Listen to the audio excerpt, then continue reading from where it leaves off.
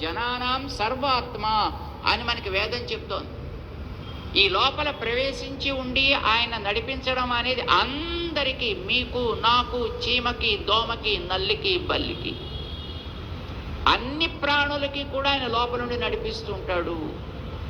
అంటే ఇక్కడ మనం ఒక్కళ్ళమే లేవండి ఇందులో, మనతో పాటు ఆయన కూడా ఉన్నాడు అన్నమాట. మనతో పాటు దేవుడు కూడా ఉన్నాడు. వాడు బ్రాహ్మణుడా అబ్రాహ్మణుడా, చదువున్నోడా లేనోడా, డబ్బున్నోడా లేనోడా క్వశ్చనే లేదు. వాడు మనిషా జంతువా క్రిమా కీటకమా ప్రశ్నే లేదు. మనందరితో పాటు దేవుడు కూడా ఉన్నాడు. ఆ దేవుడు ఒక్కడు, మనం అనేకం. అందుకే మనందరం కూడా ఆ దేవుడితోటి కనెక్ట్ అయి ఉన్నవాళ్ళమే. ఆ అందరి లోపల ఉండేవాడు ఒక్కడే కనుక, అది కనుక మనం గుర్తించగలిగితే నిజానికి మనలో దెబ్బలాటలు రావండి. తత్ర కోమోహ కశోక ఏకత్వమనుపశ్యతః. ఆ లోపల ఉండేవాడిని ఒక్కడు అని గుర్తించగలిగిన వాడికి శోకము రాదు, అజ్ఞానం ఏర్పడదు, వాడికి దుఃఖం రాదు. ఇప్పుడు మనకి దుఃఖం వస్తోంది, ఎందుకని వాడు పైకి లేస్తున్నాడు అంటే మనకి ఏడుపు ప్రారంభం. వాడి దగ్గర ఉండేది పోయిందంటే మనకి మెల్లిగా సంతోషం. అమ్మాయ నాకు లేదు కదా, వాడికి ఎందుకు ఉండాలి? నాకు వస్తే ఆనందం కాదండి, వాడికి పోతే ఆనందం. ఎందుకు వస్తోంది ఈ భావన అంటే మనందరి వెనకాతల ఉన్నవాడు ఒకడని మనకి తెలివి లేదు. అది పెద్ద ప్రమాదం. ఏమండి తెలివి ఉంటే వచ్చేస్తుందంటే శోకం రాదండి, రాదు. ఎందుకని? ఇప్పుడు నన్ను నిన్ను కూడా పట్టుకున్నవాడు ఒక్కడే.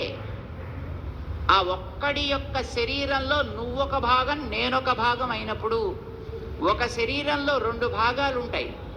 మీరు అప్పుడప్పుడు కొంతమంది వేళ్ళకి ఉంగరాలు పెడుతుంటారు, అది కొంతమంది పెద్ద పెద్ద ఉంగరాలు పెడతారు. ఈ వేలికి ఉంగరం పెడితే ఈ వేలు ఏడవదండి. ఎప్పుడు ఏడ్చింది ఎప్పుడైనా చూసారు? అలాగా మీరు అప్పుడప్పుడు కాళ్ళకి కొత్త జోళ్ళు కొని బూట్లు తొడుగుతారు. మీ కాళ్ళకి కొత్త బూట్లు తొడగగానే మీ కళ్ళు చేతులు ఏడుస్తాయా? నువ్వే బూట్లు కొనుక్కున్నావా, నాకేం కొని పెట్టలేదా, నాకేం తొడగవా అని ఎప్పుడైనా మీ మొహం ఏడిచిందండి? మీ కాళ్ళకి కొత్త బూట్లు దొరికితే అవసరం లేదు. ఎందుకని? కాలు నాదే, మూతి నాదే, ముక్కు నాదే, మొహము నాదే కనుక నా శరీరంలో ఏ అవయవానికి ఏది చేసినా అన్ని అవయవాలు ఆనందిస్తాయి. నా శరీరంలో వీపు మీద ఎవడైనా గుచ్చాడు అనుకోండి, సూది పెట్టి ఇక్కడ అయింది నీ పెళ్ళి, బాగా గుచ్చాడు అని చేయబడిన ఎగురుతుందండి ఇలాగా. అదే నన్ను పట్టుకుంటే అన్నీ నెరవేరుతాయని ఎందుకు చెప్తున్నాను? నన్ను మాస్టర్ మైండ్గా బలపరుచుకుంటే చాలు అనమాట. నేను ఒక్కడనే తిండి అలవాట్లు కానీ నేనే ఉన్నాను, శరీరంతో నేనే అనుభవిస్తున్నాను, పొరపాటు.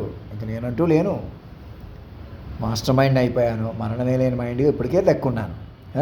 ఇంక నన్ను మాస్టర్ మైండ్ ప్రకారం పట్టుకుని, సాక్షుల ప్రకారం పట్టుకుంటే, నన్ను ఎంత ఆనందంగా చూసుకుంటే, ఎంత సంతోషంగా చూసుకుంటే, ఎంత ధైర్యంగా చూసుకుంటే అంత మీకు దక్కుతుంది ఆ పవరు, అంత ఆనందం. అందుకే ఇద్దరు ఒక చోట చేరి పంచభూతాలను నడిపేమే ఆ తీరు.